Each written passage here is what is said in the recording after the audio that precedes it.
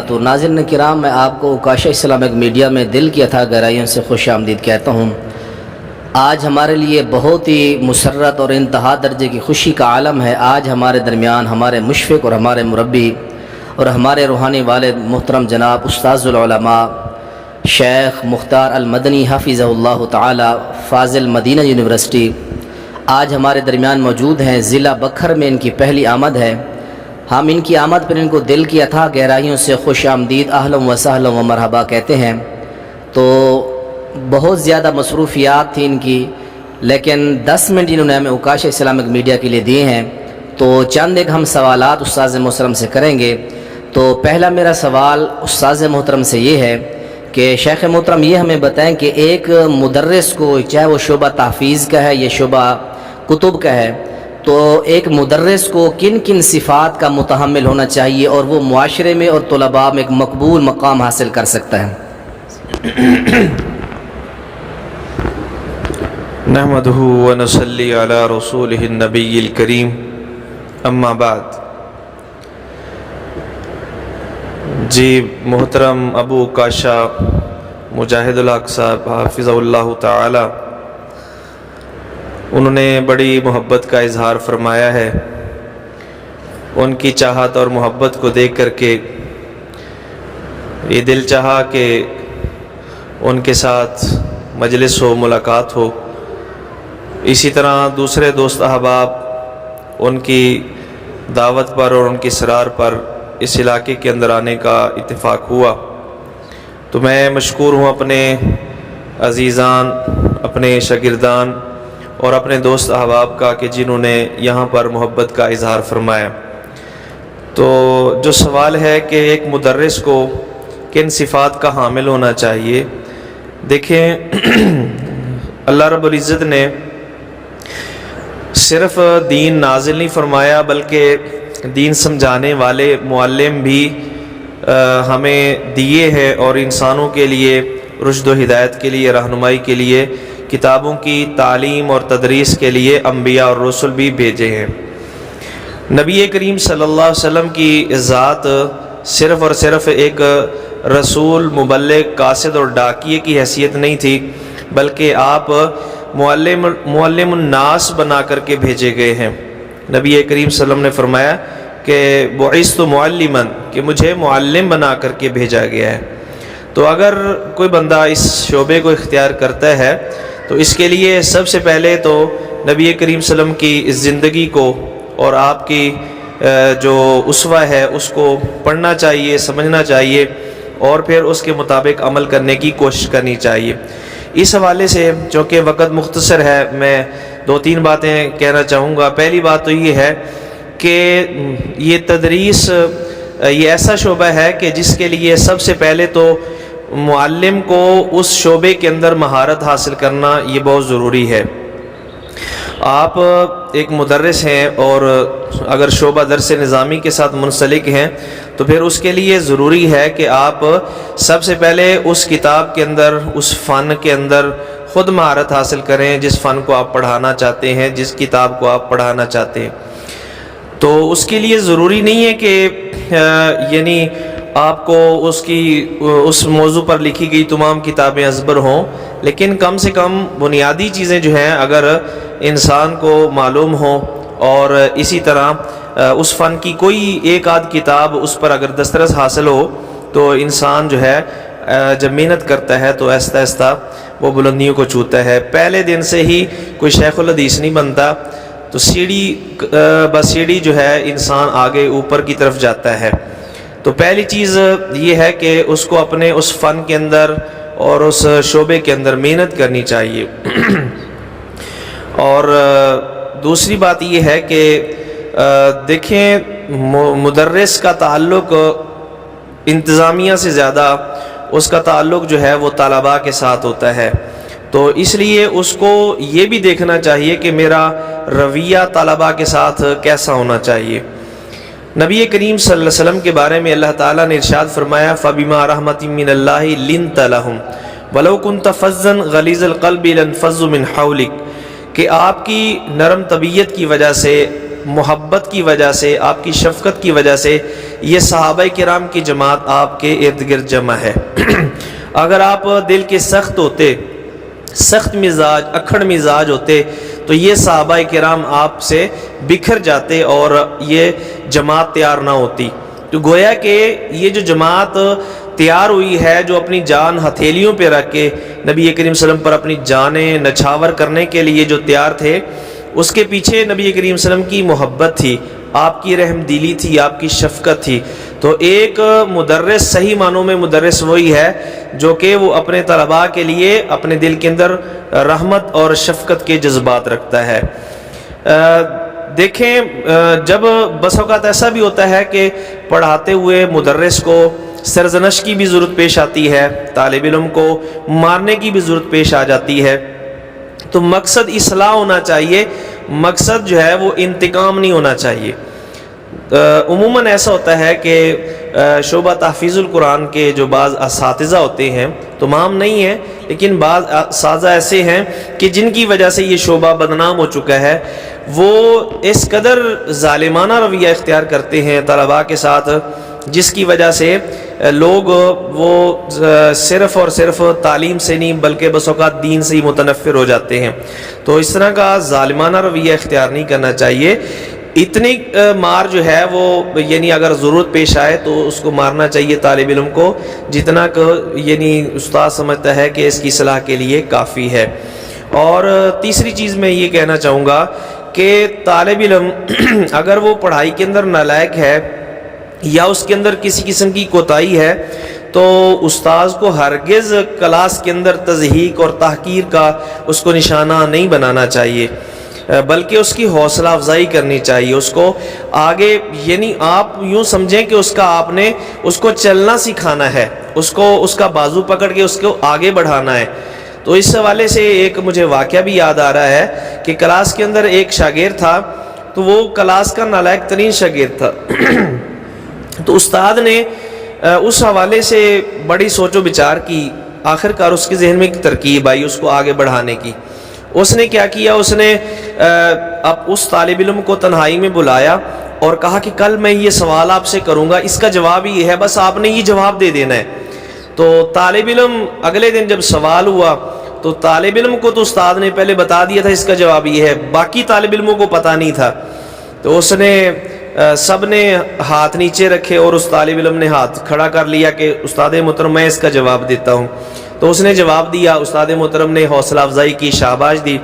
اسی طرح کچھ دن یہ سلسلہ چلتا رہا، تو اس کا نتیجہ یہ نکلا کہ وہ طالب علم خود جو ہے وہ محنت کرنے پہ مجبور ہو گیا، اور اس کی وہ جو کلاس کے اندر سب سے پیچھے تھا اور طلباء میں وہ اس کا یہ ذہن بن چکا تھا کہ میں آگے نہیں بڑھ سکتا۔ تو آہستہ آہستہ اس کا جب اس نے ذہن کے اندر یہ بات بٹھا لی کہ میں آگے بڑھ سکتا ہوں، میں جواب دے سکتا ہوں، میں یاد کر سکتا ہوں، تو آہستہ آہستہ جو ہے وہ طالب علم آگے بڑھنا شروع ہو گیا اور کلاس کے لائق ترین طلباء میں وہ شمار ہونے لگ گیا۔ تو اس لیے استاد کو حکمت عملی کے ساتھ، سمجھداری کے ساتھ کلاس کو چلانا چاہیے۔ تو اس میں بہت ساری چیزیں ہیں جو اور بھی اس حوالے سے کہی جا سکتی ہیں، لیکن چونکہ وقت کی قلت ہے اس لیے میں اس سوال کے جواب میں اتنا ہی کافی سمجھتا ہوں۔ جزاک اللہ واسع الجزاء، انتہائی معنی خیز باتیں بیان فرما رہے تھے ہمارے مشفق اور مربی۔ اب دوسرا مختصر سوال یہ ہے کہ شیخ محترم، جس طرح ہم جیسے نوجوان نئے نئے متخرجین یا فضلاء آ رہے ہیں شعبہ دعوتی میدان کے اندر،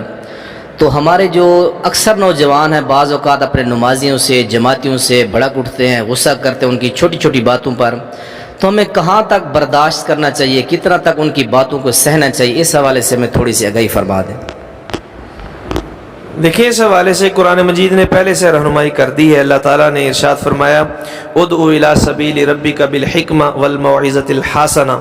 وجادلہم باللتی ہی احسن۔ اللہ تعالیٰ نے فرمایا کہ حکمت کے ساتھ، دانائی کے ساتھ جو ہے لوگوں کو دعوت دینی چاہیے۔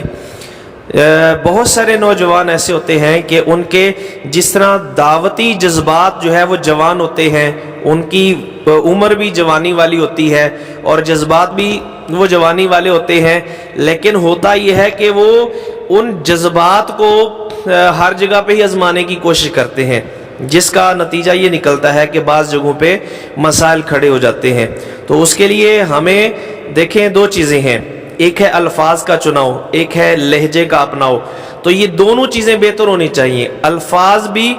جملے بھی اچھے بولنے چاہیے، یعنی الفاظ کا چناؤ بھی اچھا ہونا چاہیے، کس کو کن الفاظ کے ساتھ مخاطب کرنا ہے، یہاں پہ کون سا جملہ بولنا ہے۔ آپ اگر کسی مسلک کے حوالے سے اس کی تردید کرنا چاہتے ہیں، اس کی کسی غلطی پر نشاندہی کرنا چاہتے ہیں، تو آپ غلطی کی نشاندہی کریں، بجائے اس کے شخصیات کے نام لے کے یا کسی مسلک کے کو نامیلیٹ کر کے اس کو جو ہے نا وہ آپ اس کی تشہیر کریں یا تذلیل کرنے کی کوشش کریں، تو اس طرح کیا ہوگا کہ آپ کی بات وہ اس طرح مؤثر نہیں ہوگی جس طرح ہونی چاہیے۔ تو اس کے لیے کوشش یہ ہونی چاہیے کہ الفاظ کا چناؤ بھی اچھا ہو اور اسی طرح لہجہ بھی نرم ہو۔ اور اگر بالفرض مجادلہ والی کوئی صورت پیدا ہو جائے، کوئی ایسا معاملہ پیش آئے کہ یعنی بحث اور مناظرے والی کیفیت ہو گئی ہے، تو اللہ فرماتے ہیں وَجَادِلْهُمْ بِالَّتِي هِيَ أَحْسَنُ، سب سے اچھا انداز اختیار کرنا چاہیے اور لڑائی جھگڑے والا انداز جو ہے وہ اختیار نہیں کرنا چاہیے۔ تو مبلغ کو، ایک داعی کو، ایک نوجوان کو جو متخرج ہو چکا ہے اور وہ دعوتی میدان میں ابھی اگرچہ وہ عمر کے اعتبار سے بالغ ہے لیکن دعوتی میدان کے اعتبار سے وہ ابھی بالغ نہیں ہے، تو اس کو بڑوں کی سرپرستی میں کام کرنا چاہیے اور بڑوں سے رہنمائی لیتے رہنا چاہیے، اور اپنے آپ کو ہی کل کائنات تسلیم نہیں کرنا چاہیے۔ انسان جہاں پہ بھی پہنچ جائے اس کو سرپرستی کی ضرورت ہوتی ہے۔ تو اس لیے میں ان نوجوانوں کو جو اس میدان کے اندر آتے ہیں ان کو یہ بھی نصیحت کرنا چاہتا ہوں کہ وہ بڑوں کی سرپرستی میں کام کریں، اساتذہ، مشائخ اور جو یعنی مشہور مبلغین ہیں جن کے ساتھ ان کے روابط اور تعلقات ہیں، ان سے وقتاً فوقتاً مشورہ کرتے رہیں، اور اسی طرح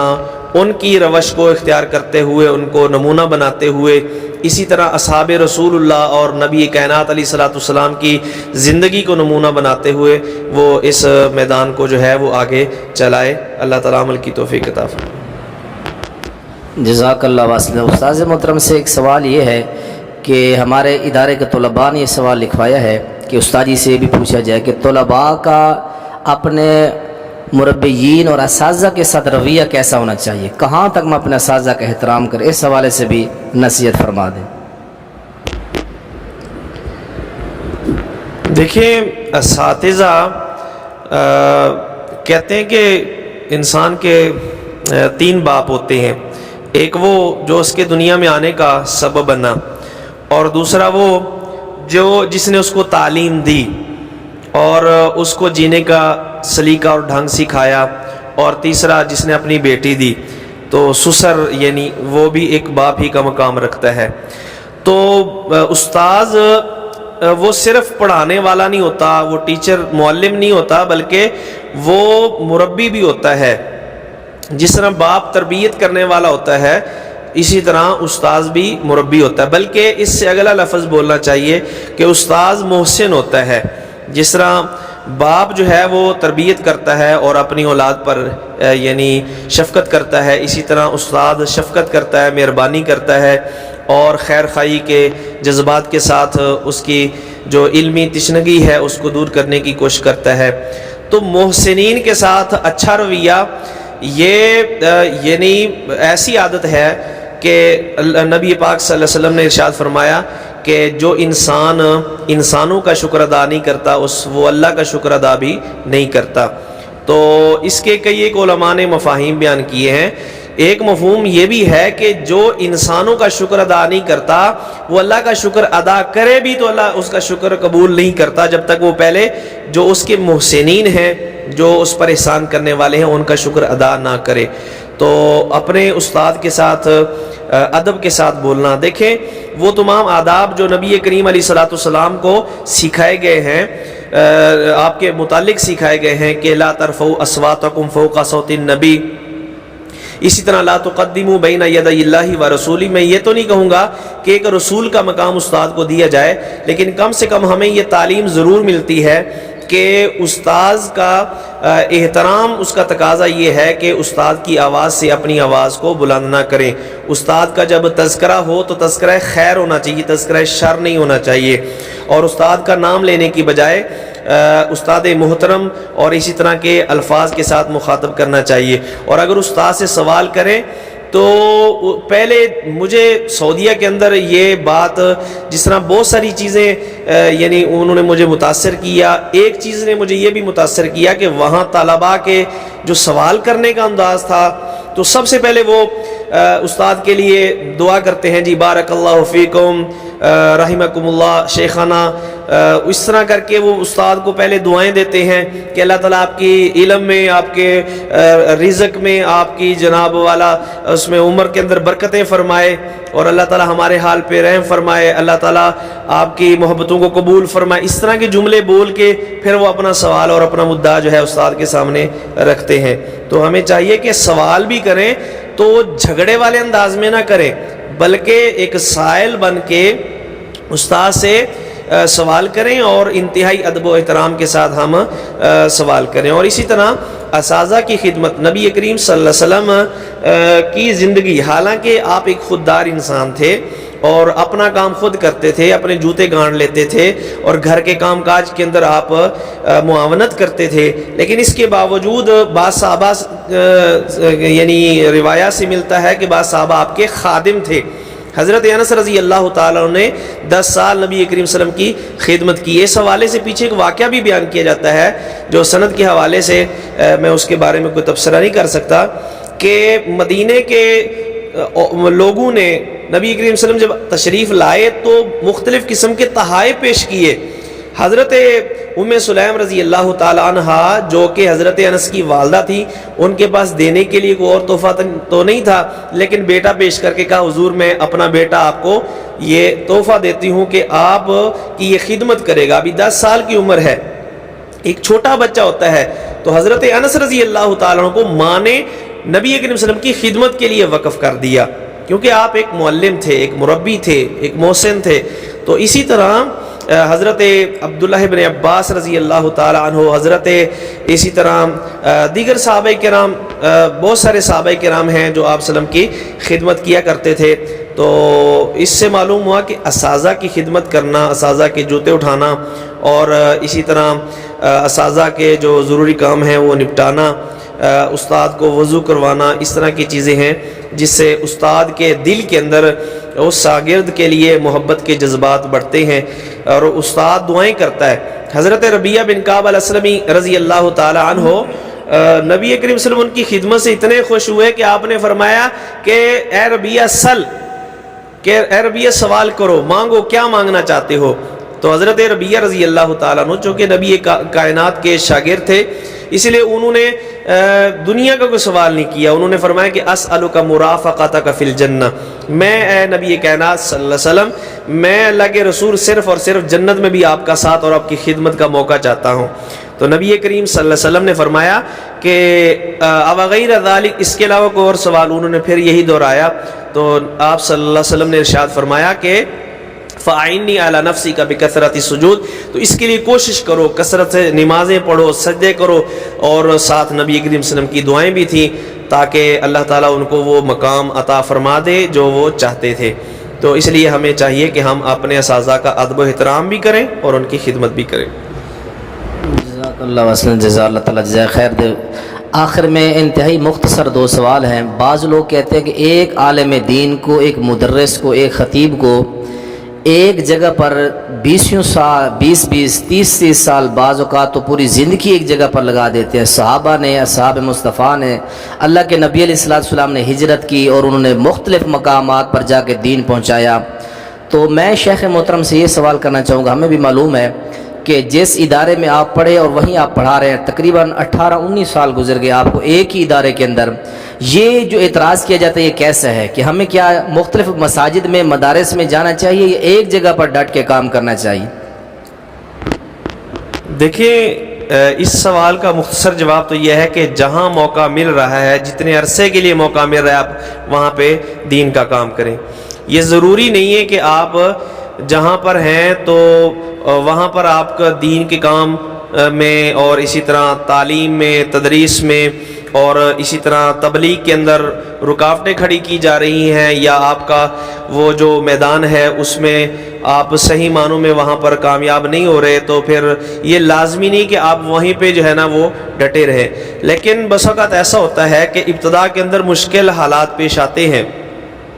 تو میں یہ کہنا چاہوں گا کہ مشکلات سے گھبرا کر کے اس مقام کو نہیں چھوڑنا چاہیے، اس علاقے کو نہیں چھوڑنا چاہیے، اس ادارے کو نہیں چھوڑنا چاہیے جس کے ساتھ آپ منسلک ہو گئے ہیں۔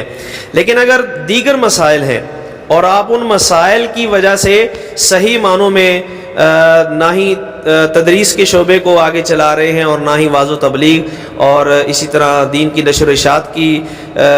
کے معاملے کو آگے بڑھا رہے ہیں، آپ کے لیے بہت ساری رکاوٹیں ہیں، تو پھر اگر آپ ادارہ چینج کر لیتے ہیں، علاقہ چینج کر لیتے ہیں، تو اس میں بھی کوئی حرج والی بات نہیں ہے۔ یا آپ یہ سمجھتے ہیں کہ اس جگہ کی بنسبت میری فلاں جگہ پر زیادہ ضرورت ہے، تو اس میں بھی کوئی حرج نہیں ہے۔ نبی کائنات علیہ السلام خود بھی لوگوں کو، صحابہ کرام کو بھیجا کرتے تھے۔ حضرت معاذ بن جبل رضی اللہ تعالیٰ کو آپ نے یمن میں بھیجا، اور بہت تھوڑے صحابہ ہیں جو مدینے میں باقی رہے۔ نبی کائنات صلی اللہ علیہ وسلم کے دنیا سے رخصت ہونے کے بعد حضرت عبداللہ ابن مسعود رضی اللہ تعالیٰ کوفے میں چلے گئے، حضرت انس رضی اللہ تعالیٰ بصرے میں چلے گئے۔ وہ دنیا کے کونے کونے میں جہاں تک اسلام کی دعوت پہنچ چکی تھی وہ پہنچے ہیں، تاکہ اسلام کی جو نشر و اشاعت ہے، واعظ و تبلیغ ہے، اس فریضے کو سر انجام دیا جا سکے۔ جہاں پر کام کرنے کا موقع مل رہا ہے تو وہاں پر کام کرنا چاہیے۔ البتہ مادی مشکلات یا اسی طرح اگر کوئی تھوڑے بہت مسائل ہیں تو ان کو برداشت کرنا چاہیے، اور یہ بات اپنے ذہن کے اندر راسخ کر لینی چاہیے، پکی کر لینی چاہیے کہ یہ وہ میدان نہیں ہے جہاں پر آپ کو قدم بقدم پھولوں کے ہار پہنائے جائیں گے۔ یہ یوں سمجھ لیں کہ کانٹوں کی سیج پہ چلنے والی بات ہے۔ تو مشکلات تو ہیں، ان مشکلات سے گھبرا کر کے اس فیلڈ کو نہیں چھوڑنا چاہیے، یا اس علاقے کو یا اس ادارے کو نہیں چھوڑنا چاہیے، حالات کے ساتھ چلنا چاہیے، کمپرومائز کرنا چاہیے، اور جہاں تک ہو سکے کام محنت سے آگے چلانا چاہیے۔ ماشاءاللہ، سوال تو ہمارے بہت سارے تھے، لیکن شیخ محترم کا مدرسہ تدریس القرآن بکھر کے اندر درس قرآن ہے۔ آخری اور انتہائی مختصر سوال یہ ہے کہ ہمارے مشفق اور ہمارے مربی استاذ محترم پہلی مرتبہ بکھر میں تشریف لائے، مولانا عرفان رشید صاحب کے پاس مدرسہ تدریس القرآن میں اب دوسری ملاقات یہاں ادارہ مرکز اسلامی اہل حدیث ذریعہ خان کے اندر، آگے بھی انشاءاللہ استاد جی کے دورے ہیں، مدارس کے اندر ملاقاتیں بھی ہیں انشاءاللہ۔ تو میں مختصر انداز میں یہ پوچھنا چاہوں گا کہ پہلی مرتبہ آپ کی آمد ہے تو آپ نے کیا محسوس کیا اپنے بچوں سے اور اپنے تلامذہ سے مل کر؟ دیکھیں، یہاں پہ الحمدللہ میں پہلے بھی اس کا اظہار کر چکا ہوں کہ یہاں پہ آنے کے بعد مجھے یوں محسوس ہو رہا ہے کہ میں ستیانے کے ہی کسی نواحی گاؤں کے اندر موجود ہوں، جہاں پر اپنے ہی شاگرد جو ہے وہ موجود ہے۔ بڑی ہی محبت کا اور عقیدت کا یہاں پر یعنی تحفہ ملا ہے، تو میں مشکور ہوں اپنے اساتذہ، اپنے طلباء کا، کہ جنہوں نے اتنی محبت کا اظہار کیا، اور اسی طرح یہ اللہ تعالیٰ کی طرف سے بھی یہ انعام ہے، اور میں اللہ تعالیٰ کا شکر ادا کرنا چاہتا ہوں کہ اللہ تعالیٰ نے یہاں پر کچھ باتیں کہنے کا بھی موقع عطا فرمایا، اور اسی طرح ساتھیوں سے ملاقاتیں بھی ہوئیں، اور اسی طرح شاگردان عزیز انہوں نے بڑی محبت کا اظہار کیا اور عقیدت کا اظہار کیا۔ اس پر میں خوشی اور مسرت کا اظہار کرنے کے ساتھ ساتھ میں شکریہ بھی ادا کرنا چاہتا ہوں۔ یقیناً اس علاقے کے اندر آنے پر بڑی خوشی ہوئی ہے، اور میں تو یہ چاہوں گا کہ اس طرح کے جو ہے مواقع زندگی کے اندر آتے رہیں۔ اگرچہ ایک مدرس کے لیے جامع کی فضا سے باہر نکلنا کافی مشکل کام ہوتا ہے، لیکن انشاءاللہ کوشش کریں گے کہ آئندہ بھی اسی طرح کے جو دورہ جات ہیں وہ ہوتے رہیں۔ اللہ تعالیٰ تمام ساتھیوں کی محبت کو قبول فرمائے، اور اللہ تعالیٰ ہماری اس ملاقات کو جو خالص دینی ملاقات ہے اور لوجہ اللہ ہے، اللہ تعالیٰ اس کو قبول فرما کے ہمارے لیے ذریعہ نجات بنائے، آمین یا رب العالمین۔ جزاک اللہ واسع۔ انہی الفاظ پر ہم اپنے پروگرام کو برخاست کرتے ہیں۔ استاد جی کے ساتھ ان کے رفیق سفر ہے مولانا عرفان رشید صاحب، مولانا عبدالغفار صاحب، ہم ان کا بھی شکریہ ادا کرتے ہیں، وہ تشریف لائے، اور اسی طرح ہمارے اس ادارے کے مدرس مولانا حبیب اللہ مجاہد صاحب حافظہ اللہ تعالی اور دیگر ہمارے طلباء اور ساتھی موجود ہیں، تمام کا شکریہ ادا کرتے ہیں کہ آپ اپنا قیمتی وقت نکال کے یہاں تشریف لائے۔ اللہ آپ تمام کا اور خصوصاً استاذ محترم شیخ صاحب کا آنا قبول و منظور فرمائے۔ السلام علیکم ورحمۃ اللہ وبرکاتہ۔